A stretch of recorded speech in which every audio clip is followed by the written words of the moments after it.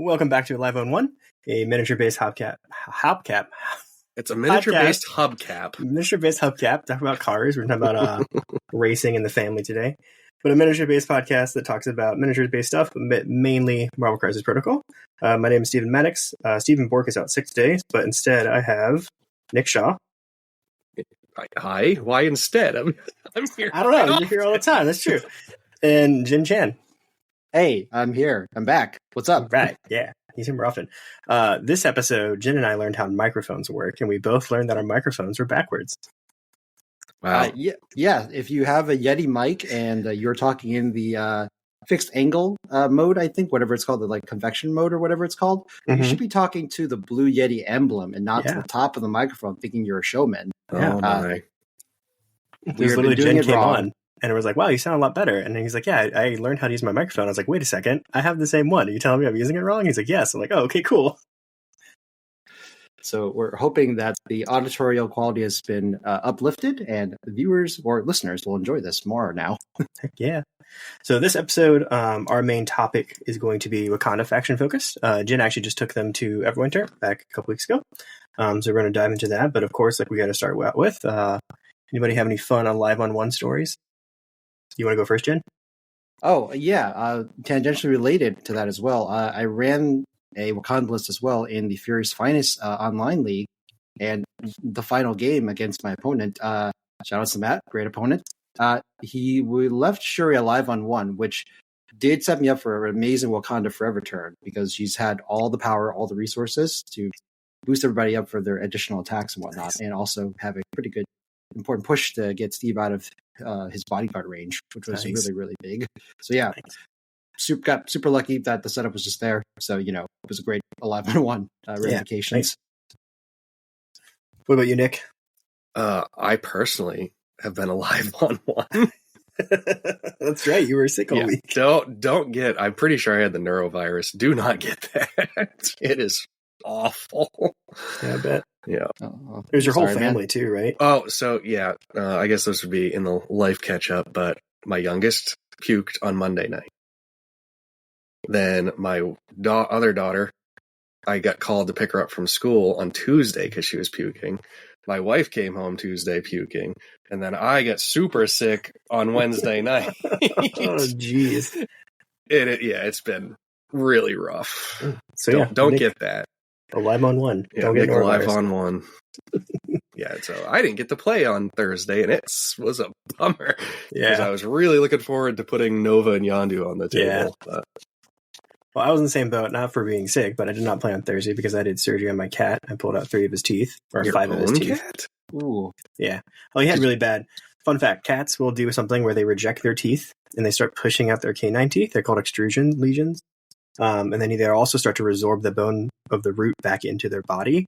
So he had a bad extrusion lesion on his right canine. So it's kind of pushing itself out. So I had to go and take it out. So it was a 3-hour-long procedure. That was really fun. So yeah, I ended up taking him home on Thursday instead of playing. Like, does a procedure usually take that long, or was it just? It can. Dentals can take a long time, but it was just because canine teeth are kind of annoying to pull out because they're really big.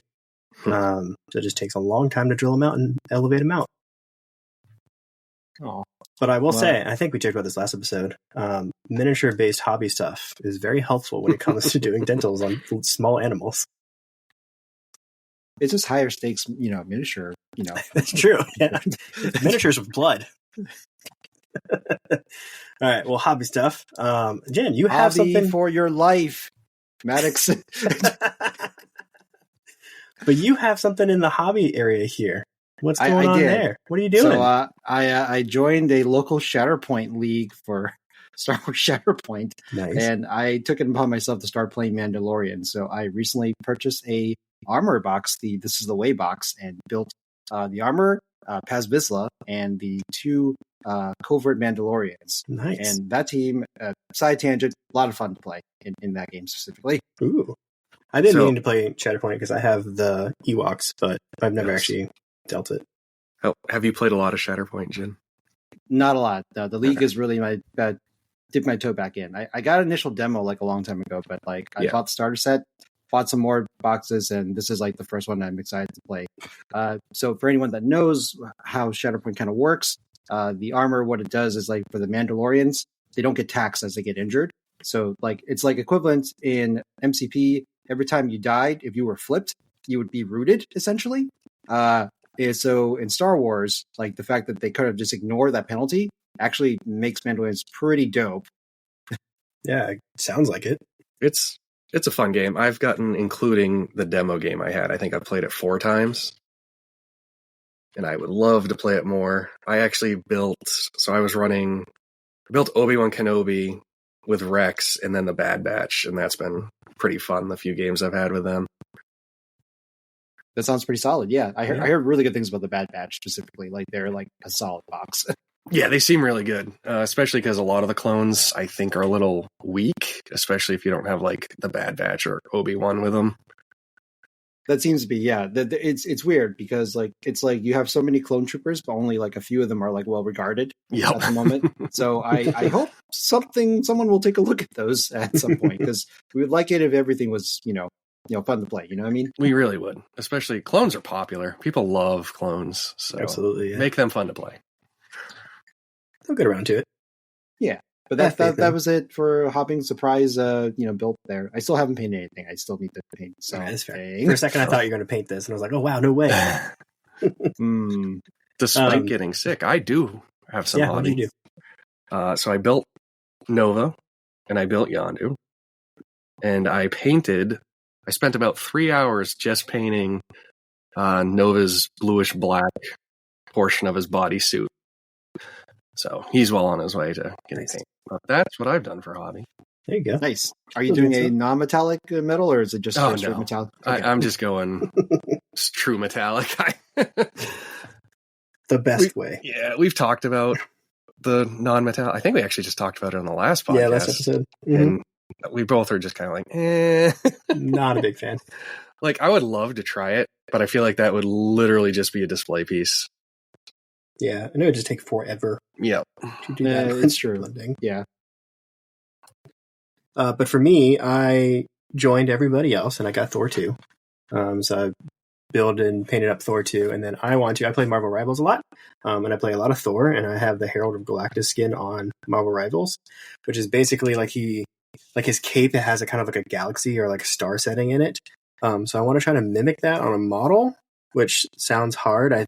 It's funny how you said you took like 3 hours painting blue. I also took 2 hours painting a blue cape today.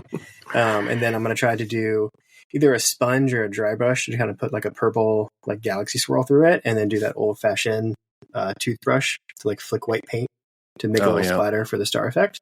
I'm going to do that. So, and I'm also excited that he's not just like a red cape, because I feel like all the Asgards are just like, hey, here's an affiliation of 1,500 red capes.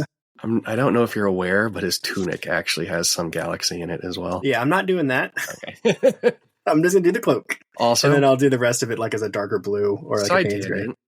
You like Donny Cates because you like his Venom Run. Mm-hmm. I'm about 99% positive he's the guy that created that version of Thor. Yeah, because he does...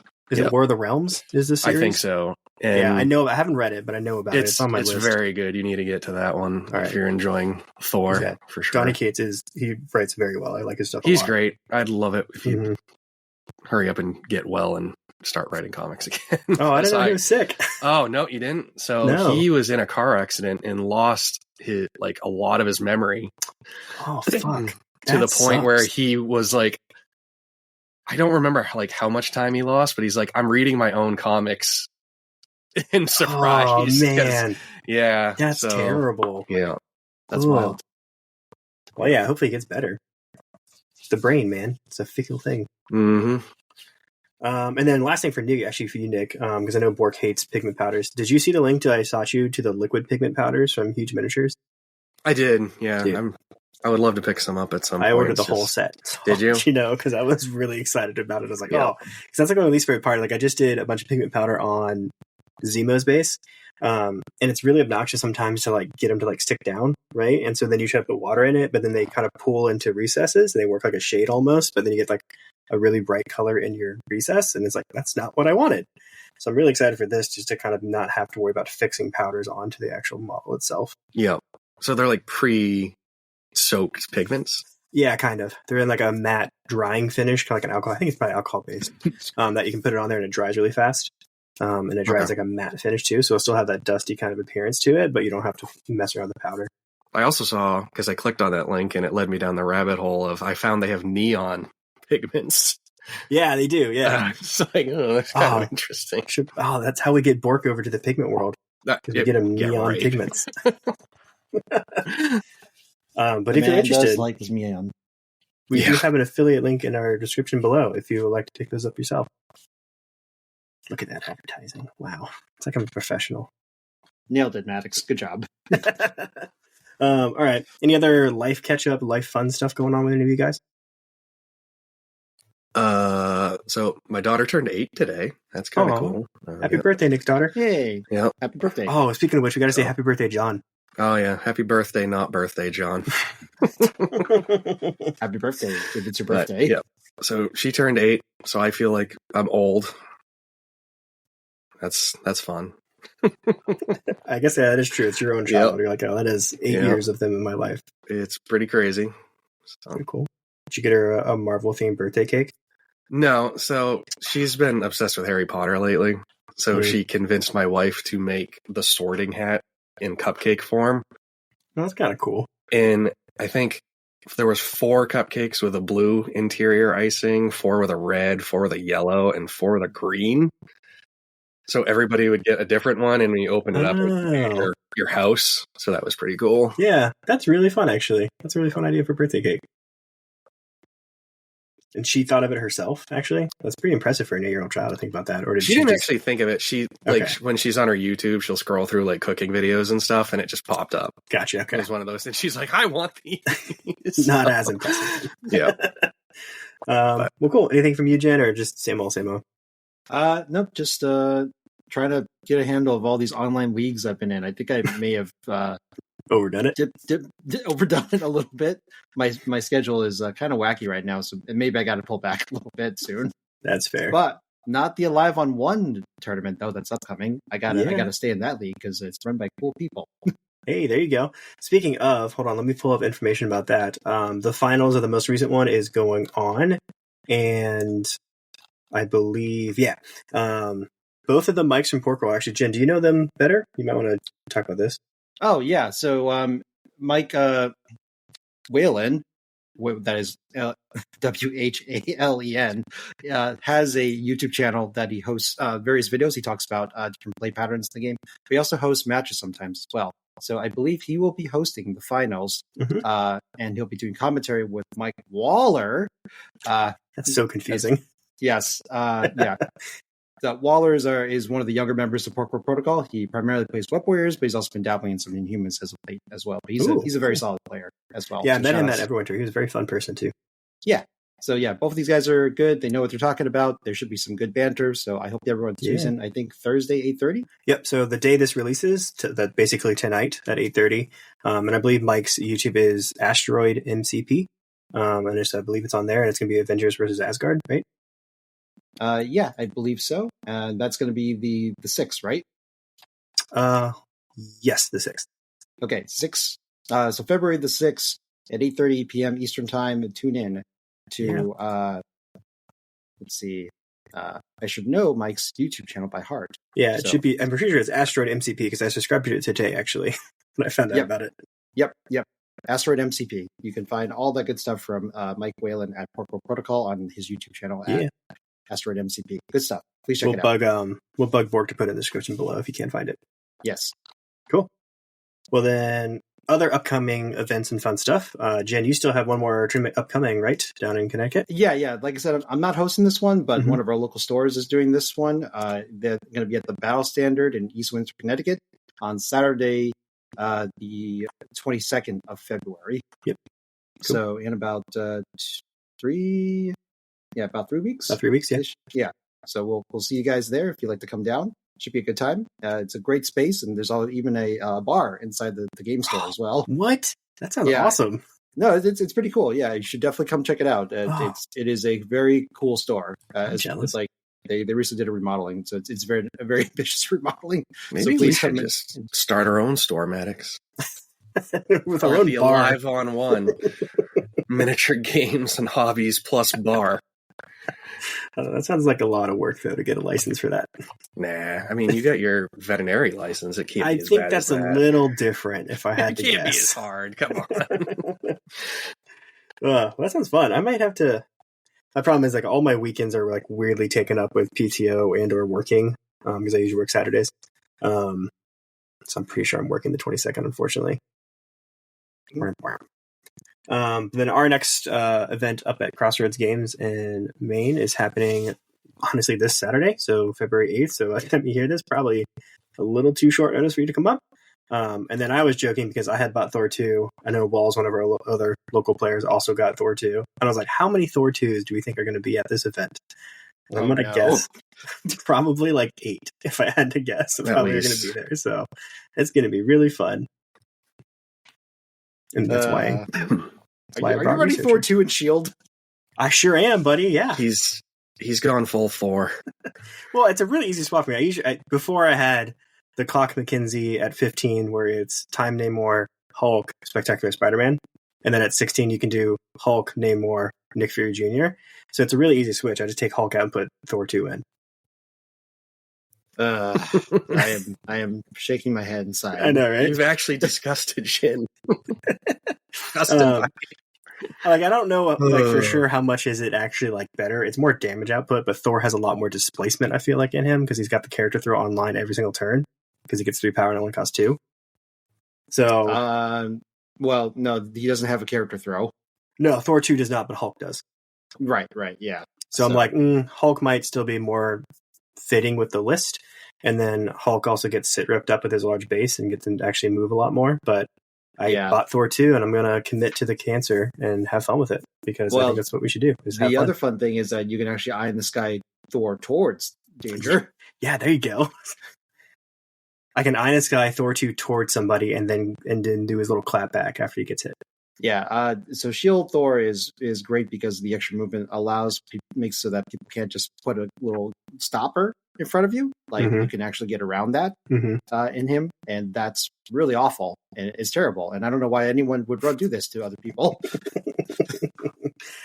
So like the big thing that made me like finally commit to it, which I thought was a pretty healthy mindset, was Mike DeLuca's podcast, The Danger Room, was talking about, like, hey, if you want something to change, you should probably play it, because it's going to bring it to the forefront, and people will be like, yeah, that needs to be changed, right? Even though obviously me alone is not going to make that difference, but it was also like, don't feel bad about playing it. You should play it if it's like a good thing.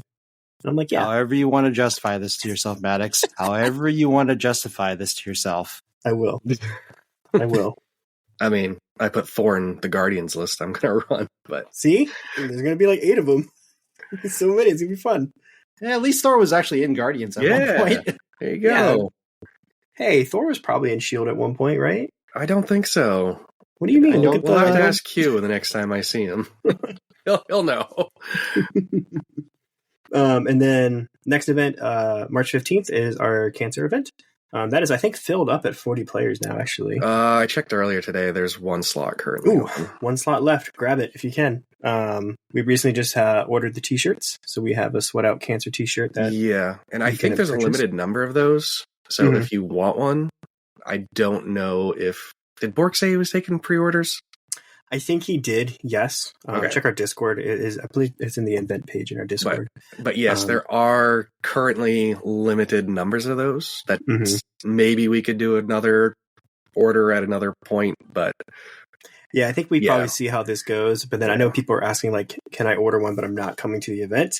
We might look into doing that afterwards, but we'll probably try to get to the event first. Yeah. But yeah, I think there's maybe 20 shirts available, maybe 24. Like, it's limited. Smaller amount.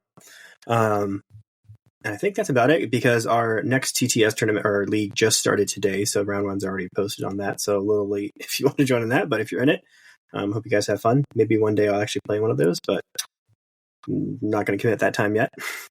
Also, I'm sure you could join late. There's no reason we shouldn't be able to let you guys join if you did miss the signups, but Bork handles that, so I'll defer to him. Yeah, that was just what I was about to say. I was like, I don't know about you, but I'm always like, just talk to Bork about that It's usually not a big issue for people to join late. You just might have to wait 2 weeks for the next round before he can add you.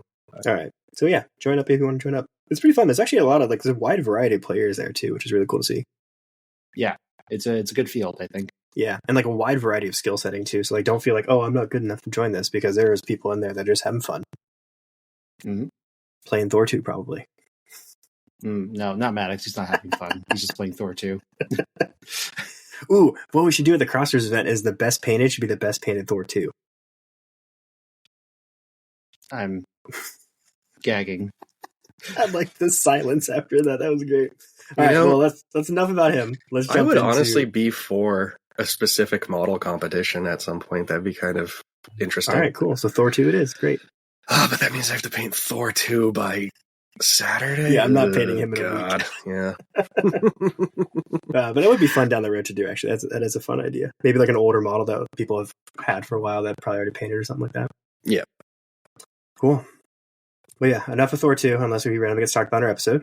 We're going to start jumping into some Wakanda stuff. And so the way we want to do it is, instead of just going into the faction to start with, we kind of want to lead with Jian's list. So I'm going to pivot over and have him run through his list real quick. Sure. Okay. I'll just sort of list off the characters, tactics cards, and crises, and then we can kind of go back and go more in depth to each of them. Okay. So for Wakandans in this list, there is King T'Challa, Baku, Shuri, Okoye. That's it. The other 6 models, here we go. Time Gem Namor, Cyclops, Red Skull Master Hydra, Shang-Chi, Proxima Midnight, Toad. Tactics cards. We have Cosmic Obliteration, Brace for Impact, Patch Up, Trial by Combat, Spirit of Wakanda, Wakanda Forever, Wisdom of the Ancestors, not Ancients, Ancestors, Warpath, Survival, Chi Mastery. Secure Crisis, we have Rise Sparks over Extremis, Cosmic Invasion, Black Order Descends, Intrusions Open Across City. Extracts, we have Deadly Legacy Virus, Skrulls Infiltrate World Leadership, Alien Ship Crashes in Downtown. And that's the entirety of the list. So, my first question for you actually is one thing to talk about is learning curve. How hard is this faction? Me coming into this, I was just yeah, they just punch hard. They just go punch. But then actually, I think the biggest clue that's maybe not the case, I think you also agree that's probably not just a straight kill faction, right? Mm-hmm. Yeah, is your secure crisis, right? So, right, yes. Extremis, Cosmic Invasion, Intrusion. I mean, I guess Intrusion's kind of punchy, but you have 2 D maps on there. So, how do you play them, Jian? So, in the sense that this faction is actually an odd displacement faction, because there's actually a ton of characters in-house that are able to push models in different directions. Mm-hmm. And they don't apply a lot of conditions, but they do a lot of damage as well. So basically, you can look to win secure points either by pushing people off after they've gone, or you can proactively try to daze or KO people before they go. Mm-hmm. And that's how you can sort of win a point, essentially, secure-wise. So then, that's actually a good talk point there, is which leader do you use? So you mentioned, and I'm assuming that's why, and we'll talk about splashes too, but it's probably why Shang, Cyclops, and stuff like that are in there. Do you ever run King T's leadership, which is the one that if you push somebody with the contact terrain, I believe, they take a damage? Or do you feel Baku just wins over? So yeah, until someone has punished me super hard for taking Baku, I think Baku stays as the leader. Mm-hmm.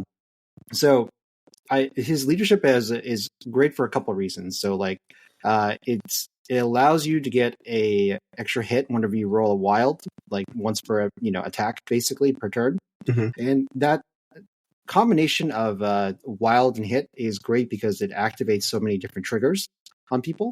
But also, or just improves the output of just people in general, right? Mm-hmm. So for the Wakandans, they just get more hits, right?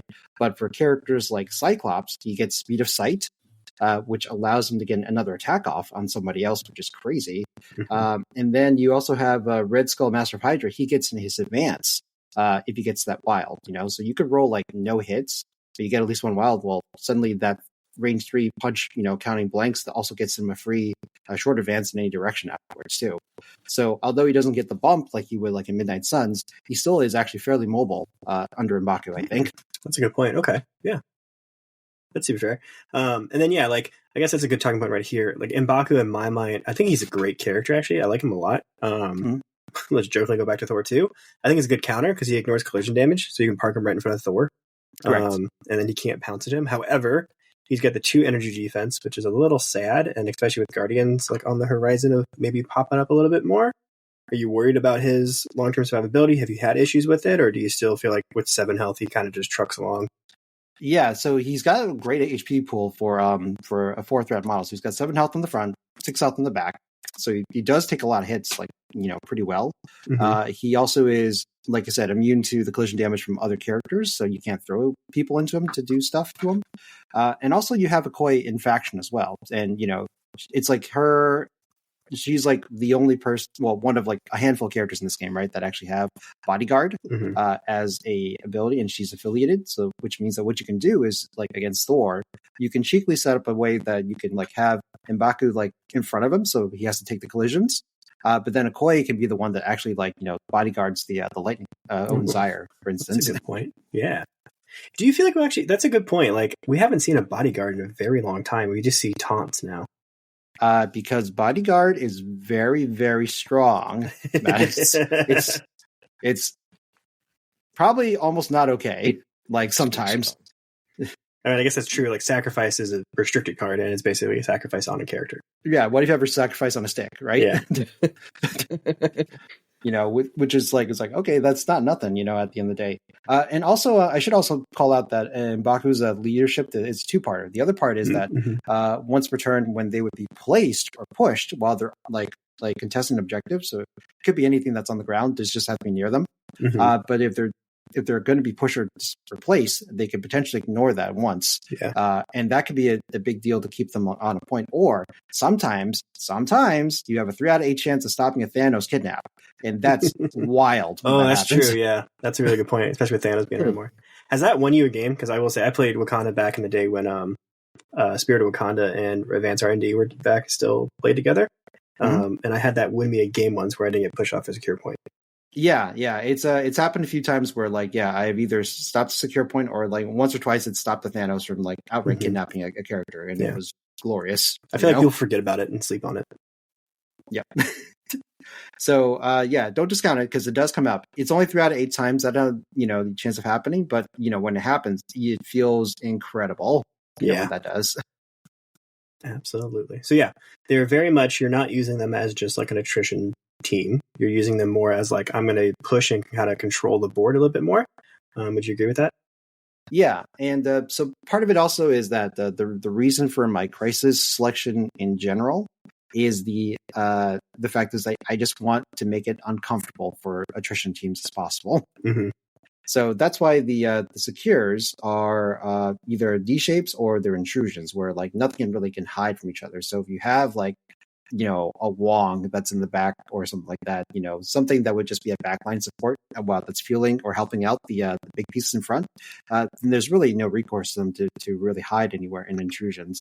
And D maps in general are just things that I bring up. I played web warriors for a long time, so I feel like I'm very comfortable on the shape, and I know sort of when to start rotating. And I feel like not all attrition players will know when to rotate on Ds.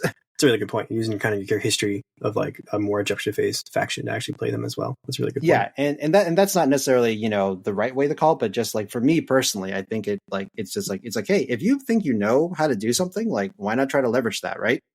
Yeah. And then let's go into, I'm gonna kind of just like nitpick little tiny things in your list. Nick, feel free to chime in if you have other questions too. King T'Challa. I feel like he's been out for over a year, right? And I feel like when he first came out, he's never really splashed that much in the meta. Do you feel like something has changed, or do you think people finally are like, oh, this actually is a very good character? So King T'Challa, I think, has always been like a very good character.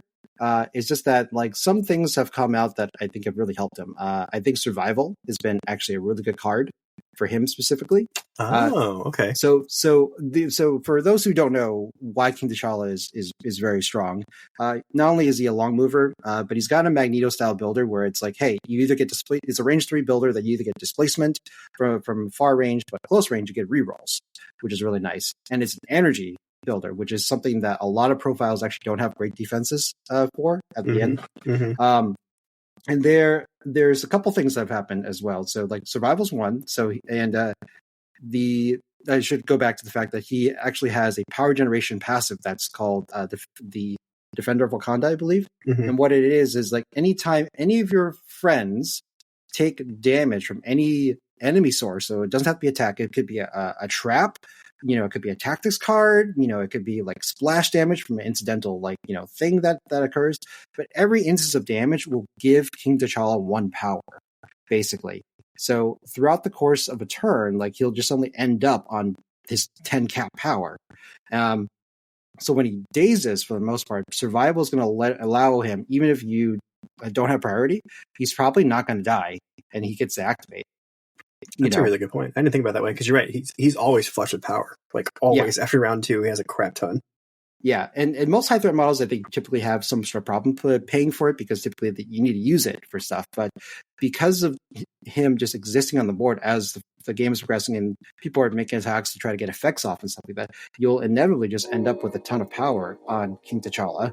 Yeah. So that's also why he's also really good at playing patchup as well. As M'Baku is taking, 5 out of that 7 health, there'd be games where I just walk him over and then his friend King T will just patch him back up. Oh. See, I was thinking the patchup was more for King T to get healed. I guess it still could be, because I feel like he is a kind of a glass cannon. He does just die very easily. Right.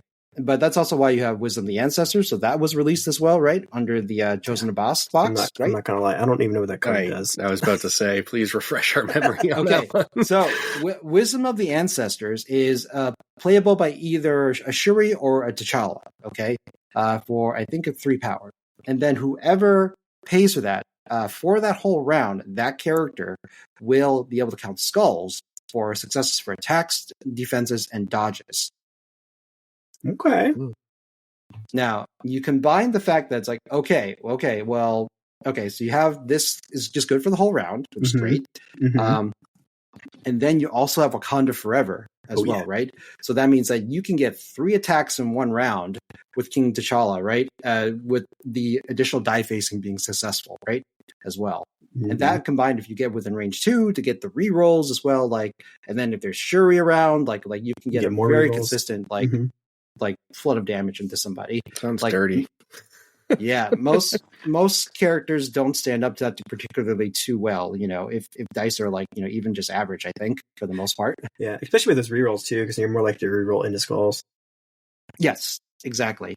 That's something I'm always a little jealous about. Is that as a shield player, Invincible Iron Man has the Shuri reroll bubble, but it's only for attacks. I always forget that you can reroll defense dice. Yeah, which is very useful. But the nice thing about Tony is that, he does not die as well as... That's true. But still, I wish I had more defensive rerolls for my team. What I'm hearing is, Maddox, I wish I had more rerolls. Yes, I need more. I'm sorry. I need all the rerolls. It's I need to then be unlock skulls. I need more defense rerolls. I want dodge rerolls too, says Maddox. You're Thanos, but you're collecting all the rerolls. I know, right? I need to guarantee 5 damage on a 5 dice attack no matter what. Can it just be diceless? I just want to say the power, just you do 5 damage with your attack. Oh my god. So going back to King T, so you got all that stuff going, right? So that means that he's a very reliable package, and now there's actually card support to make sure that he actually gets to go and go with his turn. Okay. So that's a big deal. Mm-hmm. Secondly, meta-wise, I think at least, with the release of the Monsters box, Midnight Suns has gotten very popular because of how strong the bump and everything is. Yep. As you know, Maddox, you're a big fan of the Mummy, right? I am. That guy does work. So it would be really good if I had a big energy spiker that I can send into the Mummy. That's fair. Yeah, that's a really strong point.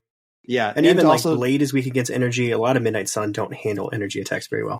Correct. Yes. So I think it's also an interesting meta call out from on my part, I think, is that we see a lot of great Suns players. And I think it's a good answer to a lot of the big tools in Suns. Mm-hmm. Yeah, it is a good call out. Yep. So that's why I think the more and more, at least for now, I think in a future iteration of this list, I could potentially put the other T'Challas back in. But because King T is just so relevant for what's good right now, what people are playing, I have a hard time not including him in the list. Regardless. That's a good point. And you have another enough other splash characters that do pushes and stuff, like original Black Panther is great. He has a lot more pushes on him. But I think you're right. Like, I feel like this feels really good with those talking points together. Yeah, and not for nothing, like there is displacement on King T'Challa as well. So don't forget that he, when he attacks from outside of 2-First Builder, he still pushes towards him as well. So up to size 3. So you know, as long as it's not a Hulk, you can push the person towards you, no problem. And additionally, his Spender also has a medium throw up to size 3 person as well.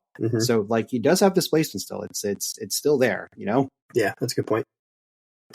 So yeah, that makes sense. Let's go into splashes. I feel like the rest of the Wakanda list makes sense. Like Okoye is a great 2-threat. Shuri is a great 3-threat. Reroll bubble, more guaranteed pushes. I think Shuri's push on that, is it a gainer, I guess, or her basic attack? Yeah, it's a gainer, and she's also got the scientist like trait of just like if you roll a skull in your dice pool at any point, you get an extra power afterwards. So there's a lot of builders with on 6 dice, but that will give an extra 2 power basically. Yeah, I always felt like whenever I was playing her, it'd be like, oh, what do you need to do the push? I'm like, oh, it just happens. Like she just pushes no matter what. Yeah, it's so strong. It is a lot of double takes from my opponents all the time. It's like, you need to do damage for that. It's like, no. Nope. Well, you need to get a trigger, right? It's like, no.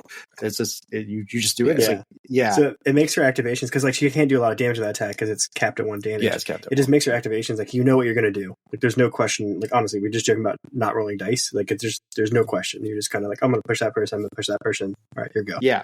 Yeah. So what I've been enjoying with her is that if you need to activate Shuri, you can either, you know, do it after someone's like activated so that, you know, they're no longer contesting the point. Or if you know they haven't gone yet and they need like to, you know, like double tap somebody, like you can also just get them out of range. They have to move once. So it becomes like a pseudo stagger sometimes as well. Yeah, that's a good point. Yeah. Especially those bigger threat models. Yeah. Actually, remind me, is that push size restricted? Up to size 3. Okay. Yeah. It used to be, Nick, when she was first released, that had no size restriction. Oh my god. That would be great. That would be amazing. Yeah, there was a reason why Wakanda was like top dog of the initial Marvel releases for a while. They were silly gross. Yeah. They were a top dog with like 4 models. It was really funny. Yeah. Yeah, and Okoye used to have rerolls on her attacks as well, and the Vibranium Spear used to be a gainer. Yeah. Back in the day. Yeah. Oh, it's funny. Yeah. Right. So, you know, it turns out these characters are still good even after the light touches, you know, which is great. Especially because our tactics cards are phenomenal. I feel like you have Wakanda Forever, right? So like any faction that has like a extra free attack, I feel like is just super powerful. Yeah, exactly. And they also, you know, the Wisdom of the Ancestors, and like also just, you know, crank somebody up to 11. You know, the better the King T'Challa is. Spirit Wakanda now, instead of being like the card that I was always taking because it used to be a broken combo with advanced R&D. Now you still, I think it's still relevant because it's still a condition removal. That's like AoE condition removal. Yeah. What do you mean? It does other stuff besides gaining power? Right. Yeah. Who'd have thought? Right. Doesn't it? It heals as well, right? You can pick heal, remove conditions, or power. Correct. Yes. Yeah. So it's still a great card, especially like later in the game. Yeah, so I think certain matchups, like if I were like in a webs matchup, right, I think I would take it, you know, in case I need to get rid of an all webbed up, or at least from some of the models. You know, if I'm against like a pestilence bomb, you know, like apocalypse, like you know, those are all places where you consider taking a spirit in that case. I mean, have you ever thought about the Wong play where you bring Wong in to pass power so you can actually play round 1, or are you like, nah, I'm not doing that? Nah, I'm good. It's a pretty slow start, I feel like, because you have to activate Wong first, and then you have to go with the character, the Spirit of Wakanda. And then the characters with all extra power going, so it definitely slows you down a lot. Yeah, I think at that point you lose too much tempo on the scoring, you know, because I still intend to score out in this list. Like I'm not looking to table anybody really at the end of the day. Yeah, you know, because that was my question about Toad. I was like, oh, even about Wong, but I agree. I think it's way too slow, especially because you're going to lose a lot of extracts if you're wasting 2 activations, basically. Yeah, exactly. I think Toad is a lot more proactive, and also since we have Deadly Legacy virus like as one of our extracts, Toad does give us the ability to assemble the virus as well, which I always appreciate. Just having that option on the table. That's a good point. Yeah, you know, I've never actually assembled that virus. It is a high that you can never come down from. Start playing Toad. I play a lot of Toad. So. You can also play Kingpin too. Those guys are really good at that was the virus. So when you bring in Toad, is it like, oh, I'm not going to bring Okoye, I'm going to bring Toad instead, or do you actually run them together sometimes? Sometimes I do run them together, actually. So at 19 threat, I am not above running Baku, King T'Challa, Okoye, Toad, and Tide Namor as a virus team. Oh, that sounds pretty good, actually. Yeah, because Namor can steal too, so you can steal and then Toad can rip it off him. Right, and Okoye can be the bodyguard, either Namor or Toad, whoever is holding the precious viruses, right? Yeah. So yeah, really good segue, because Namor was the next thing I was going to ask you about. Is it just he's in this list because it's Namor and he has a great Swiss Army knife, and he does a bit of everything, or is there a certain thing that you brought him for? So yeah, the two things I really bring him for is that for virus games, if I think if it's a wide secure and viruses on the table, I think it becomes very, very appealing. Also for E-maps where it's against Thanos specifically, because he is able to ignore the damage reduction, and Thanos on 3 defense feels like a very normal model. He does, at that point. So yeah, Time Namor definitely helps that out. And also just hands out that stagger pretty reliably as well. Yeah. Is that why you have the time down on him, to make sure you can charge every turn?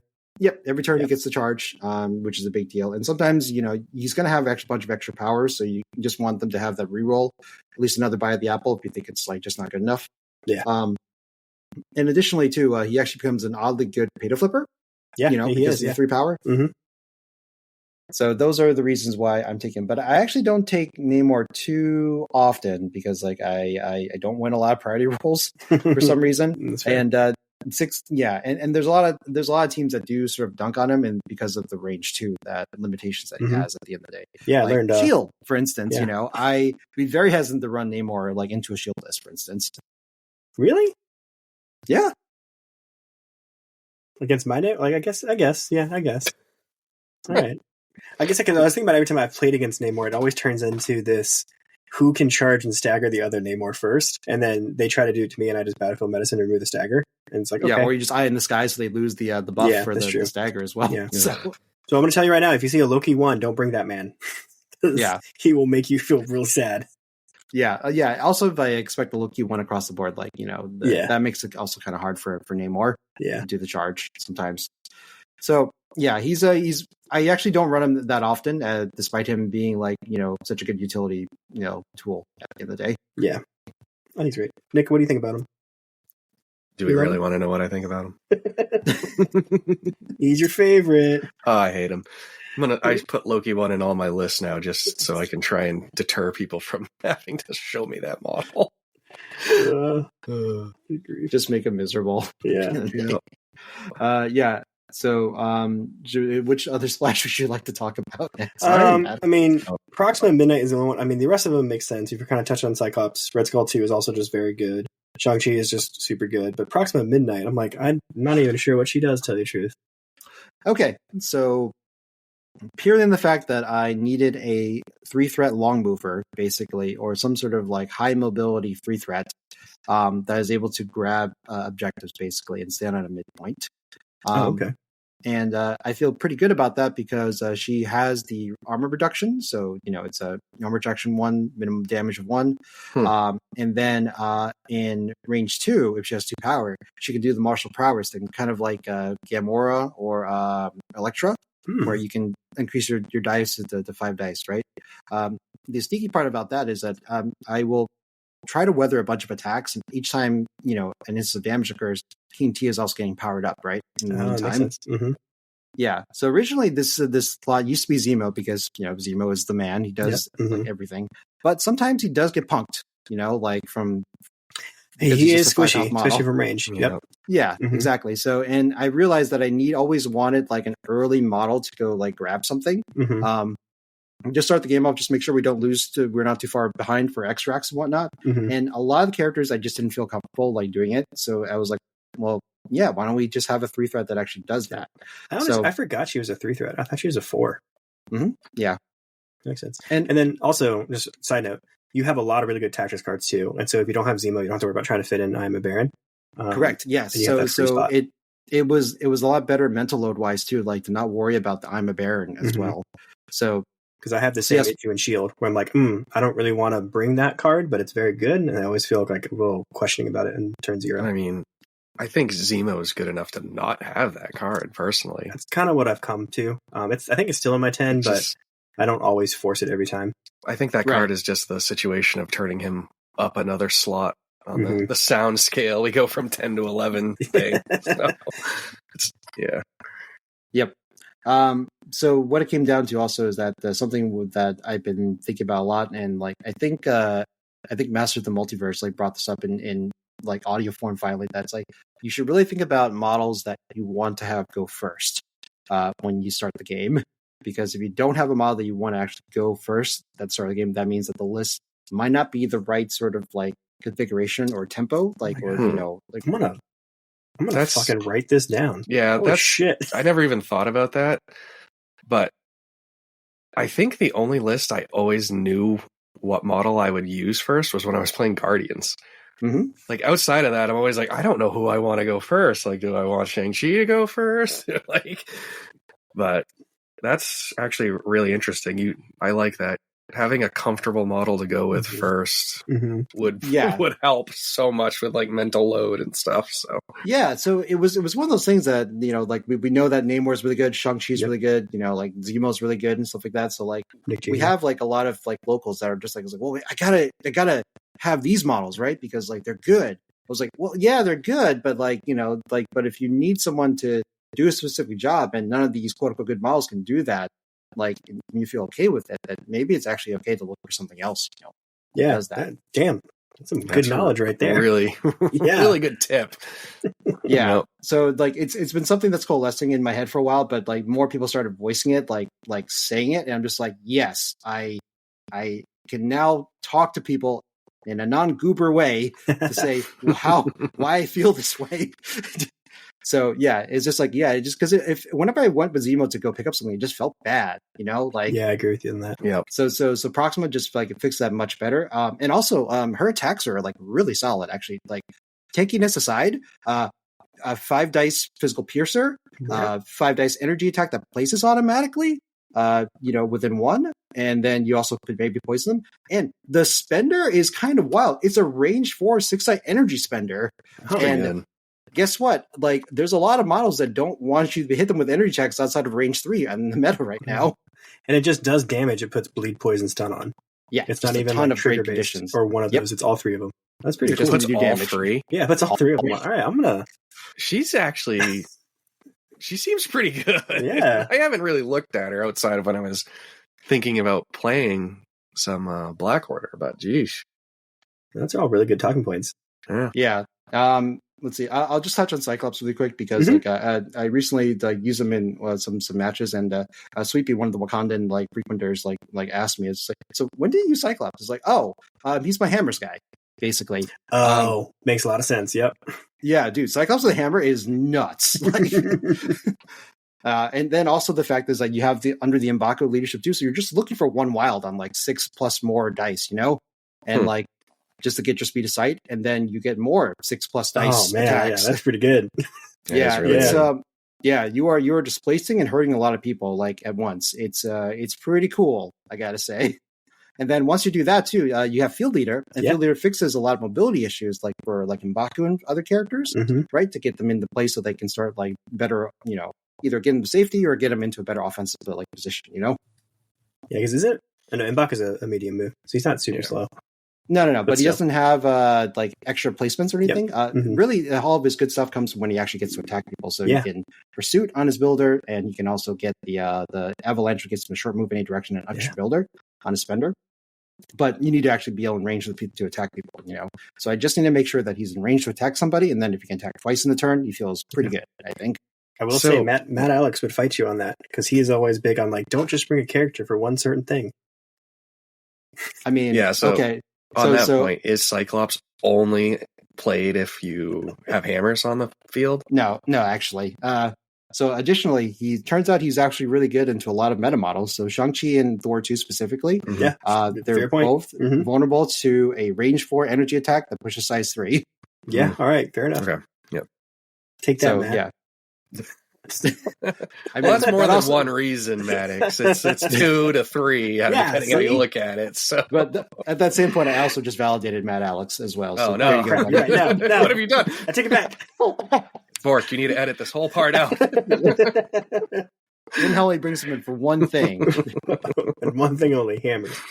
It's like, I like to take him for hammers, and also ADR, hammers, and hammers. Yeah. There's 4 That is hammers fair, on the 'cause- field. That's 4 reasons. Not just one. But that is fair, because I had Bucky one on my list for the longest time for just hammers, and I finally took him out of my list because I was like, this is a waste of my 10 characters. I had so many other characters I wanted to bring in. And I'm like, I don't need him here just for hammers. Yeah, it's sad to me that the more I think about it, I think hot take. I think it's like bad guy Bucky is actually way better than good guy Bucky. Yeah. So Soul That Activated makes that character, side note, just super good. So good. Mm-hmm. Super good. So yeah, if you guys are sad about Bucky and you haven't tried him in an evil faction, try that. He's pretty dope. I've been having nightmares about Bucky recently, and stupid screaming again at me over and over again. Oh, from Rivals. Yes. Okay, I was like, Nick, I'm like, what's going on with your life right now? That you're having nightmares about a Marvel character. Again. I'm like, please stop. Don't say it again. I've heard. Oh. Yes, that's a Marvel Rivals reference. Good game. I've boarded that train. I would say this is a very specific hang-up, but I'm not sure where this is. That's what it is. It's horrifying. Oh no. Just please stop. Leave me alone. Sebastian Stan is just everywhere. He's everywhere, I tell you. So just to also, I mean, Shang is pretty self-explanatory. Like I think he's just a really good Intrusions guy, and he's also a good guy that's also good at going early, right, and grabbing something as long as you don't get hit by like far range attacks. But that's more matchup dependent. Yep. Do you feel okay with him sitting on the midline? Depends on the crisis. Like Scoundrels, I love on Scoundrels. Like I'm happy to set him up on a Scoundrels point, for instance. Mm-hmm. Yeah. But otherwise, like I think if the team is primarily range 3 attackers, I also feel good about putting them in midline. It's only when you start getting into like super gunliney lists, and there's not that many, honestly. Not anymore, no. I guess maybe if Guardians really does pick up, like maybe you worry about it, but we actually have to see if that happens. Yeah, I agree. With the Yondu like Novavax, like you may have to reconsider that, again. Mm-hmm. But for now, like the current stuff that's popular, he's pretty good into. Yeah. Red Skull, Master of Hydra. If you have not played against this character on Intrusions, oh boy, let me tell you, grunts. The grunts are secure grunts, so they get to score their healthy models on secures, and they can interact for free, which means that they can just keep popping the portals until they failed like 2 or 3 times, basically. I didn't think of that. That's a good point. Yeah. Yeah. So they put a tremendous amount of pressure on your Intrusions points, and then Red Skull himself also hits like a truck as well into people. So yeah, that guy punches real hard. So this is a little off topic, but the last time I played, I discovered that Red Skulls, because they can secures, right? Mm-hmm. I never thought about the fact that they could walk over and out-secure a injured character until recently. Yes. And that was just mind-boggling. I was like, my God. Like, that is really stupid. Yeah. I feel like they should count really strong, honestly. But, like really good late game. They count as healthy characters. It was crazy when we were playing that game, and I'm like, I think you were actually at the table behind me, and I'm like, can they do this? Like, I feel like they can, but it seems really good for a grunt. Like, Yep. No, agreed. And then even better, Nick, have you ever played against the grunts on Riot Sparks Extremis? Maybe. Jen, stop it. I know what you're about to say. Yeah. I may have, but it's not ringing any bells. So the grunts can interact for free, right? Yep. Which means they can also heal people on the Riots. My God. Yep. And then Red Skull gets to go and heal again. So you get like 2 heals right off the bat. So stupid. We're all right. We have a local that needs to definitely listen to this little section because he's been playing a lot of Hydra recently. Yeah, he's Red Skull 2 is very good on Riot Sparks Extremis. News at 11. It's funny that we're talking about him because earlier I'm going to Adepticon. I'm playing the timeline event, and I've decided that I'm gonna force shield with my 4 characters that I can bring, just because I play shield and it's what I'm gonna do. And I was looking at, because I've never looked at him because I already have a grunt character. I'm not gonna bring him over Nick Jr. But I was looking, I'm like, he should go in the shield list. He would fit very well in there because those grunts are very strong. Yeah, they seem really just great after that revelation that we had us. Yeah, it's real dumb, guys. Oh, and also casually, 4-die range 4 energy attacks, by the way. Yep, it's pretty good. Here you go. So once again, they also shoot further than most other grunts as well. Also, they have 3 health. and they have 3 health. And then Shang-Chi hates that. Yes. Energy and range 4? Oh, please stop. Yep. So what you tell me is to buy Red Skull 2 again, because I sold mine to you, Nick. And I do. I have it. I want him back. So Yep. and I'm thinking about splashing them now. So. And his armor is because you can't change it like Vision, but it's got a lot of counterplay because like the high energy defense one will stop superpower places and advances, and also Mystic. So even though you have low Mystic defense, at least you don't get moved around by like a Ben. What was it? Ben Will or whatever from like Emma, for instance. Yeah. Also, you can't get pulled by Ghost Spider from that, which is cool. Very strong. Yep. And then if you do the high Mystic defense, he's immune to all collisions, which is interesting. So what you could do is you can also treat him kind of like an Baku, where you can put Okoye right next to Red Skull, so she can tank the energy attacks. And then if Thor's trying to bounce into him, like it's like tough luck, Chief. Yeah. Look at that coming up twice in this list. It's like you're playing against Thor 2 a lot. It's like I need to get rid of that guy as soon as I can when I fight him. See, I find it kind of fun though, where it's like, yes, we have maybe these I will say he is problematic, but it is kind of fun where it makes you design your list differently, right? It makes you think about list building. It makes you think about how to play the game more. And I kind of enjoy that. So, is Red Skull's grunts the only ones that interact with secures? Correct. Yes. Okay. And then it's just Nick Fury grunts, the shield grunts, and then the ninjas interact with extracts. But so what does Ultrons do? Nothing. They can't interact with anything. And the Sandman grunts can't interact either. They get in your way and they try to die and hurt you. Basically. So that's it. But they don't do any mission parts, basically. So they're just I don't think we're ever going to see like grunts that do mission play ever again.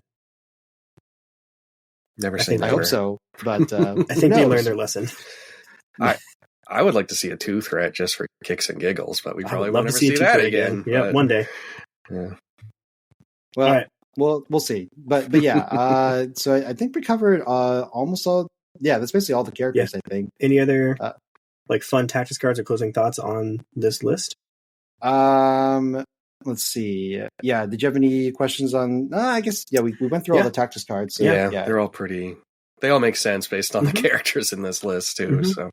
Or you went over. So, all right, the one snowflakey thing I'll say I'll call out in this, and we'll see if someone remembers this when I say this. Trial by combat, it's just for Sam. Okay, and what trial by combat is that you 2 active leaders, so your active Wakandan leader and their leader, okay, will roll off X dice depending on how much remaining health you have, okay, and whoever wins that roll off, basically. The other person will lose their leadership for the round. That's annoying. So it's literally just for Sam. It's just for Sam. Is Sam that popular that you need that in the list currently? No, I had extra slots, Nick. I just wanted to put that in. I was just wondering, like, am I missing something? Which is it's very so possible. Fun I just want to put in a card that says trial by combat. It sounds so cool. That's fair.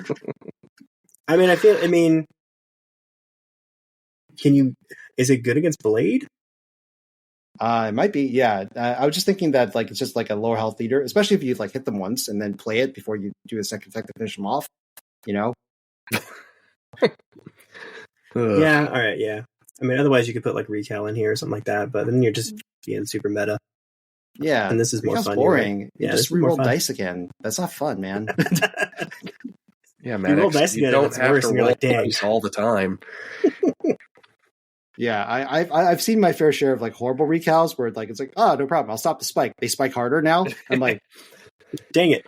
It was a very Larry David moment. That you should have been like, I have Time Gen Namor. He has recal on his card. I don't need it. That's true. Yeah, Time Jump Namor does give me that calibration fix anyway.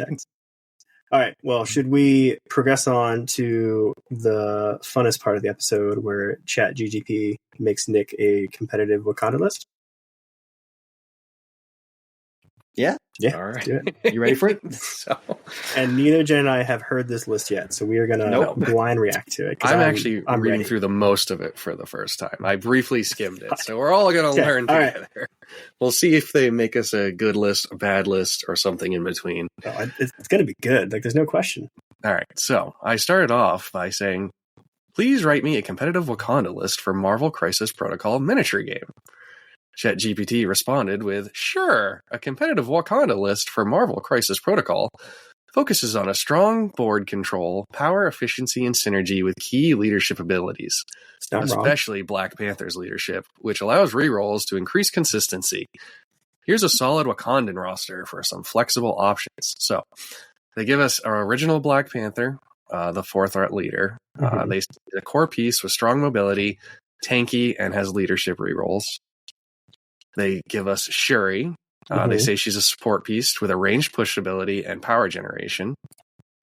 Okoye, who is one of the best 2-threat bodyguards in the game. Isn't So she far the they- only 2-threat bodyguard in the game? I think so. And so far, they seem to be doing okay. Yeah, so far, this is good. They gave us Killmonger, the 4th. Are they both 4 threats? Yeah, they're They are both both Okay, I'm assuming they're talking about original Killmonger here. Yeah. Who's aggressive, strong finisher with the Usurp the Throne for extra VP. Yeah, that's Killmonger one. 3-threat Winter Soldier with Rogue Agent. Has a great range attack and synergy with rerolls. And was good on hammers. Yep, apparently. Yeah. Luke Cage, who's a durable defensive support with damage reduction and bodyguard. He's a good 3. Okay. He is a good 3. Yep. Beta Ray Bill, who's extremely tanky and control objectives well. They do actually include King T, because he's strong. He's a strong, flexible beater with good durability. He does not have good durability. Yeah, but that's okay. what they claim. Yep. They throw in Hulk, who's a big bruiser, All right. amazing control pace, and appears well with rerolls. And this is the weirdest one. Emma Frost, who is apparently a 5-threat and can manipulate enemy positioning, offering unique control options. Yeah. So I don't know where our second leader is, if we take King T, but apparently we just go leader. Yeah. Okay. Yeah. Do you have Hellfire Club? We haven't gotten there yet, so we're about to maybe we're find Hellfire out. Club. Also, Maybe. what's our 5-threat Emma? I want that. Let's go. Yeah, me too. That sounds great. So maybe I don't even know. All right, tactics cards. Like, hold on. Otherwise, like those characters, like nothing against those. They're just really good characters. Yeah, right? it's just Bill, I feel like Luke, it's stuff like those are just good cherry characters. picked very good characters. Yeah, this is definitely seems like a push oriented like objective scoring like secure monster list. Yep. Although I'm not sure where you're going to get this 5-threat Emma for anybody that wants to actually try and build this list. So good luck. All right, so tactics cards. It gives us Usurp the Throne, Brace, Wakanda Forever, Escort to Safety, which I'm pretty sure is banned. That is Pretty sure it's rotated out. Yep. Medpack, which is also rotated out. That'd be great otherwise. So they have Sacrifice. Okay, I can't. All of a sudden, I can't say her name.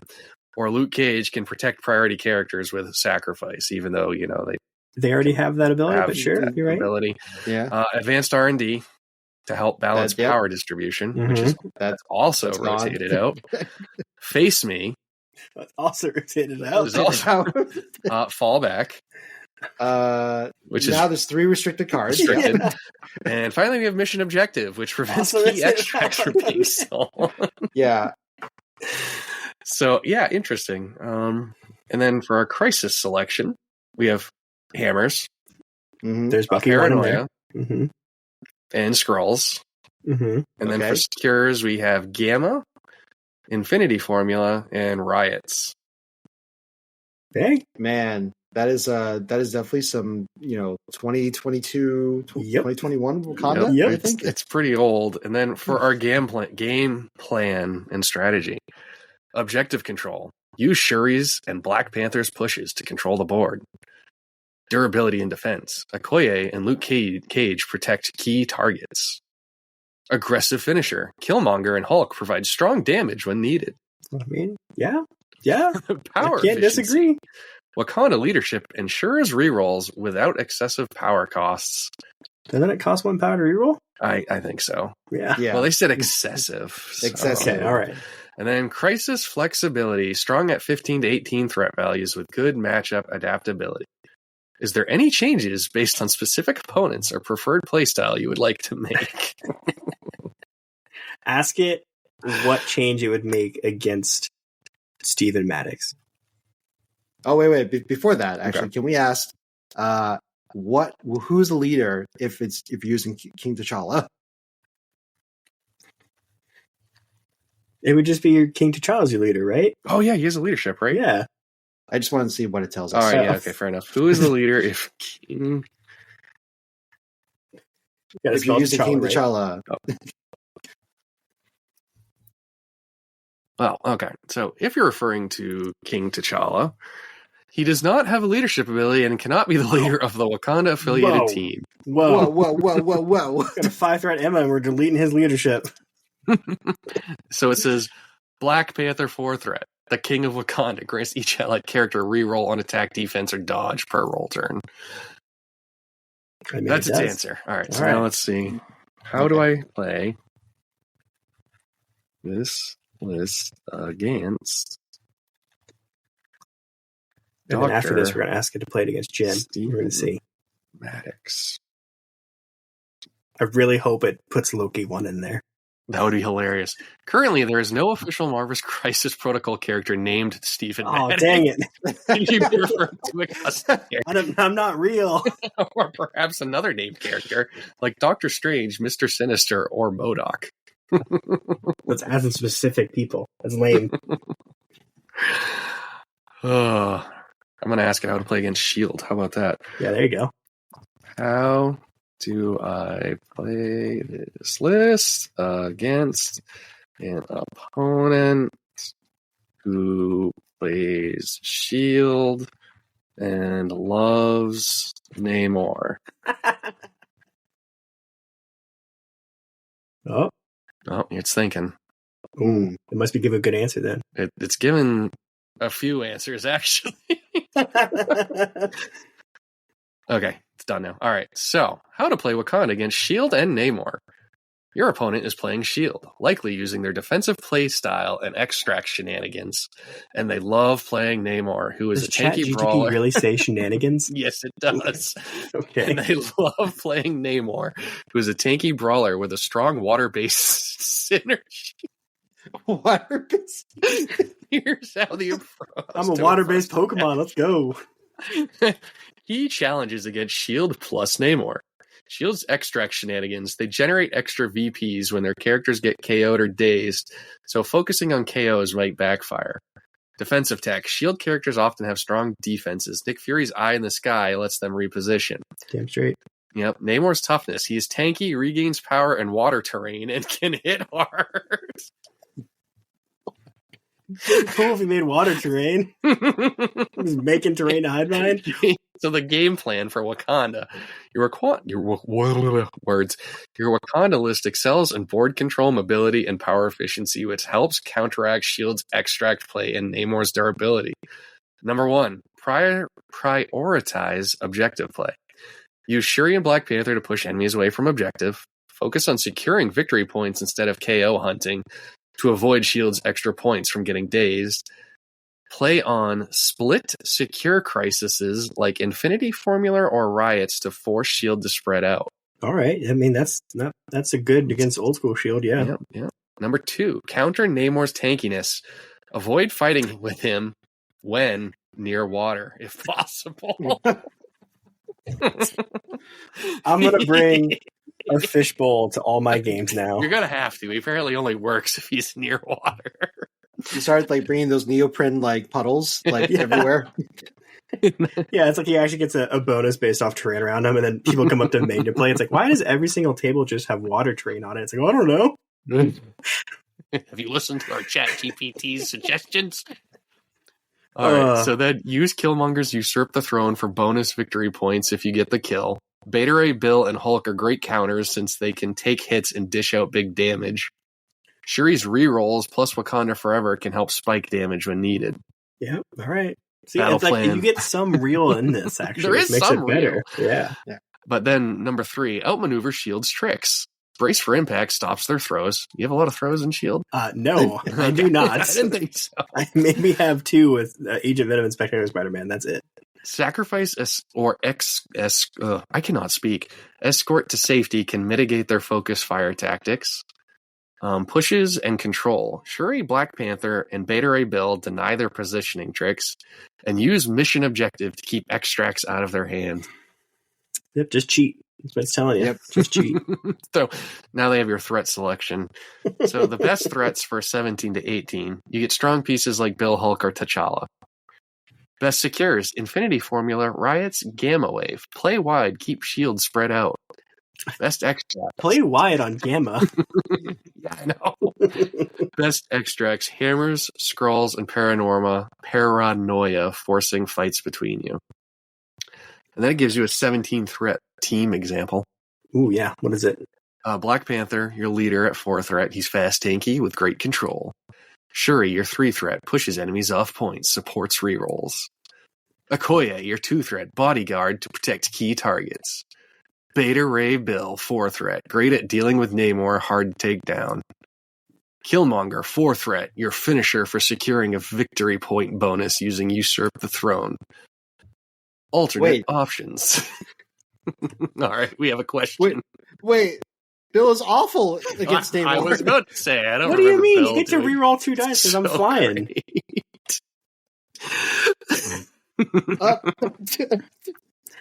Ignore the fact that I kill him really easily. He can throw a hammer at me and do a little extra rerolls. What do you mean?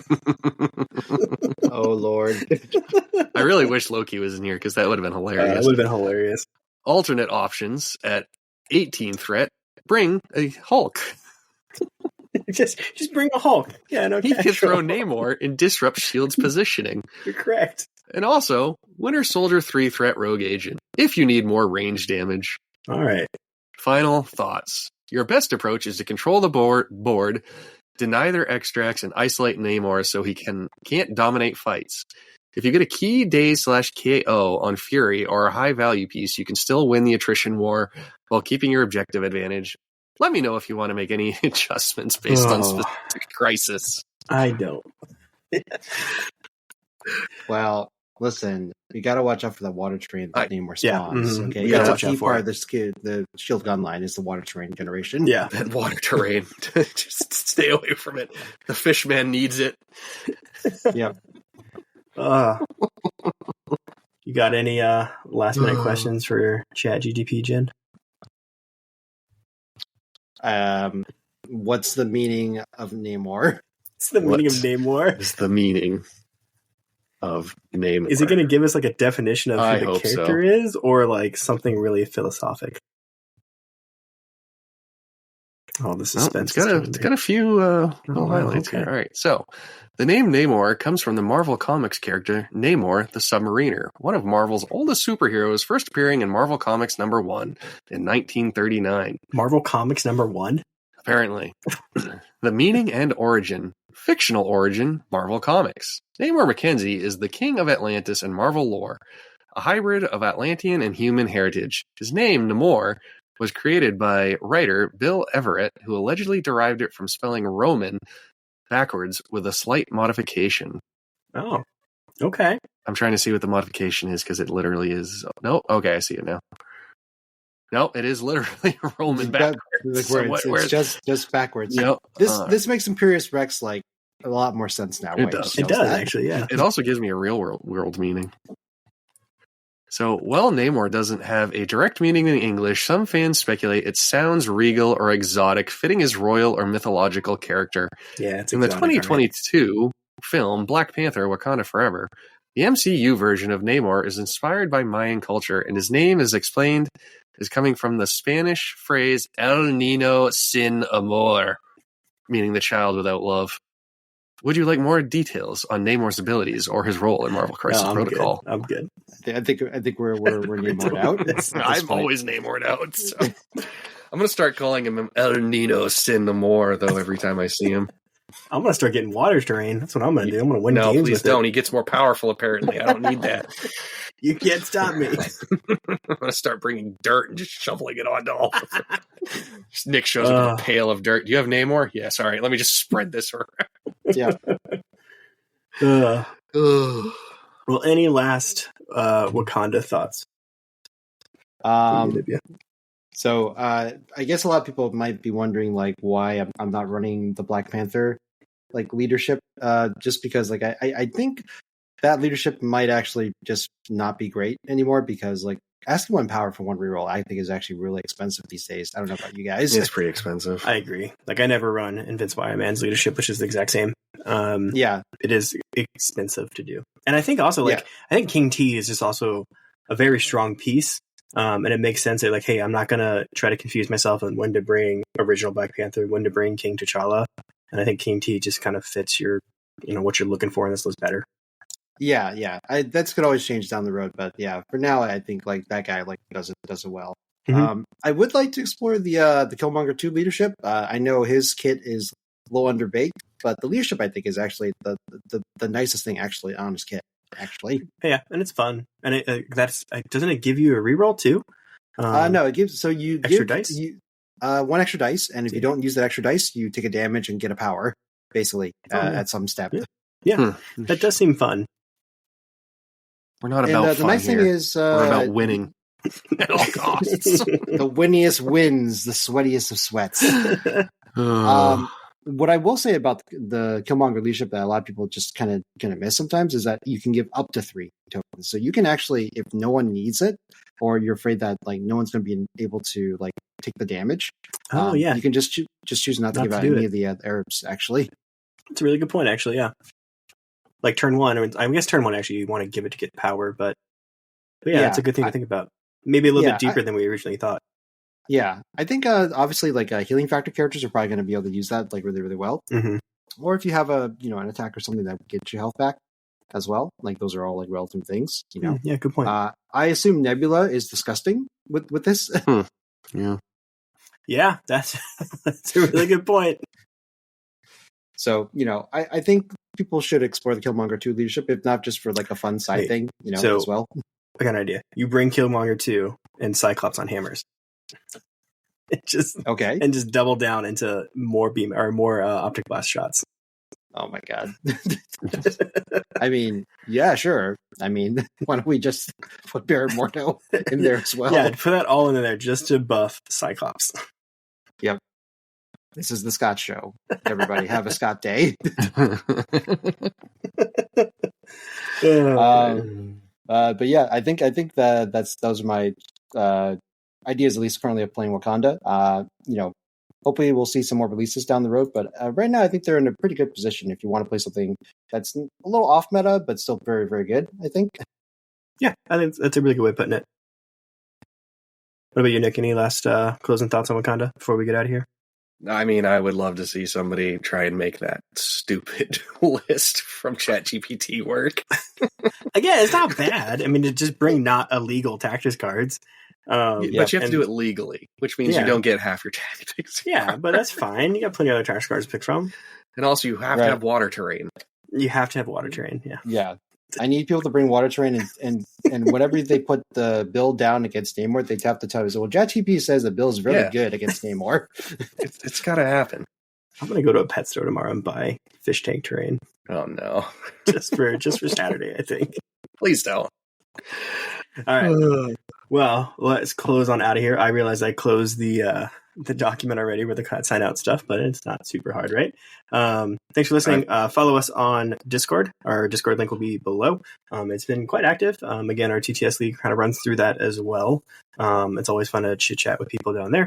I've really enjoyed, I think it was yesterday, some people started posting models they're painting with neon paints. And I was like, hell yeah, let's start a little movement. I thought that was really fun. You can follow us at AliveOn1 on Instagram. It's also on Facebook now, or you can email us at aliveone@gmail.com with any questions. Send some sweet water terrain for Namor, actually.